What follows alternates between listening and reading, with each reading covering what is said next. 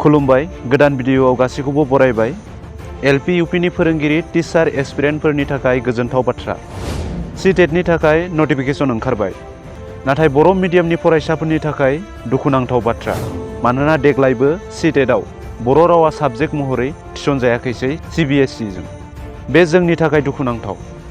दा बावैसो फोसावनाय लेटेस्ट पाब्लिक नटिफिकेसन बायदिब्ला 2022 मायथाइनि 8 फेब्रुआरियाव सिटेट आनजादा जागोन। गासै भारतनि 132 सिटिसआव एग्जाम सेन्टार माने गासै 132 नोगोरफोराव बे आनजादा जागोन आरो गासै 20 रावाव बे आनजादा खुंजागोन माने गासै मोन 20 रावा लेंगुवेज 1 बा लेंगुवेज 2 साबजेक्ट महरै थागोन। बे मोन 20 रावफोरनि गेजेराव दङ आसामिस, इंलिश, हिन्दी, बेंगली, गार', गुजराती, कानाडा, खासि, मालयालम, मणिपुर, मिज', नेपाली, ओडिया, पान्जाबी, संस्कृत, तामिल, तेलुगु, तिब्बेतान आरो उर्दु। नाथाय दुखुनांथाव बाथ्राया बे मोन 20 रावनि गेजेराव बर' रावा गैया। बर' रावा संबिजिरनि 8थि फारियाव हाबनाय आरो बर'आ आलादा मिडियाम दं, बिजों दं। नाथाय दिनैसिम सिटेटआव बर' रावा सोसनजायाखैसै। जेंनाया नैबेसो जे आसामाव टिचार जानो थाखाय सिटेट पास जानायब्लानो जायो। सिटेटआ एलिजिबल आसामाव। बे हिसाबै थांनाय 2022 मायथाइनिफ्राय आसामाव आलादायै टेट खुङाखै। मानोना सिटेटआ बोसोराव खेबनै जायो। बेखौ लानानै बिजाथिफोरा एप्लाइ खालामनो हायो। आसामाव टेट खुंनायनि गोनांथि गैया आरो खुङा होननानै बेखौ आसाम सरकारा रोखायै फोरमायखादों सिगाङावनो। सिटेटआव आसामिसखौ लेंगुवेज 1, लेंगुवेज 2 साबजेक्ट महरै लानानै आनजाद होनो हायो। गुबुन गुबुन रावफोरखौबो बेबायदिनो लेंगुवेज 1 आरो लेंगुवेज 2 साबजेक्ट महरै लानानै आनजाद होनो हायो।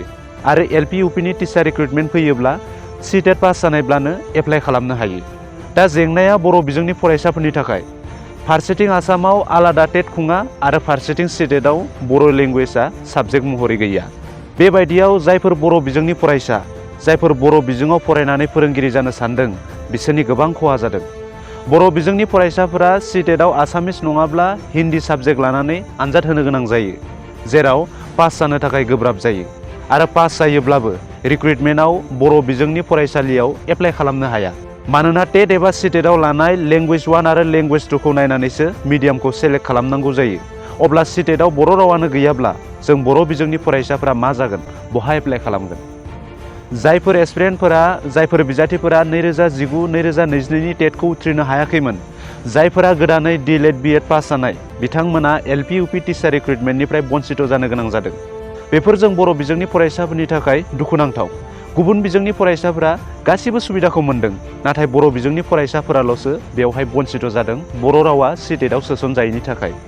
भारत संबिजिरनि 8थि फारियाव सोसनजानाय मोनसे राव, आसामनि लोगो मावख'आरि राव, UPSC बायदियाव सोसनजानाय रावा सिटेट बायदियाव सोसनजायैया बे बर' हारिनि थाखायनो दुखुनांथाव।